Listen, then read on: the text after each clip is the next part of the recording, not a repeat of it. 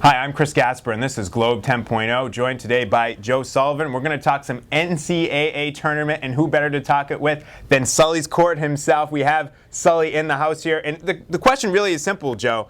It's a simple question, but maybe not a simple answer. Who's going to win the NCAA Tournament? Well, Chris, it is awfully hard to predict. Kentucky certainly is a legitimate overall #1 seed. The prohibitive favorite in a lot of places, and I wouldn't be, I think they really, that's legitimate.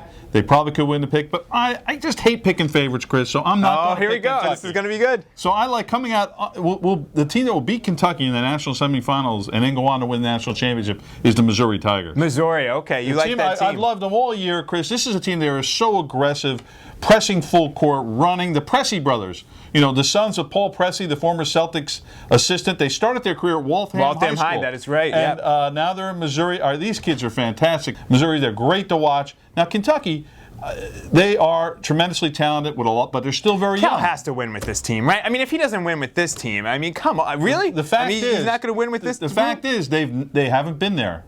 They're still freshmen, and when there's going to be close games, there's going to be one where they don't play well, and when they have to make free throws at the end, and that's what got them last year, and that's what got them again, in my opinion. Wow, I mean, that's unbelievable to me. So I'm going to take Kentucky just because I feel like Cal is due. Coach Calipari is due. I mean, he has so much talent. Chris, if it weren't for Mario Chalmers, I think he'd already have one with Memphis. Right. I just feel like if he can't win with this group of guys, well, who's he going to win with? Well, he'll bring in the next group that he has. Yeah, So, this is his philosophy. He really is it's like Bingo Long and the Traveling All-Stars.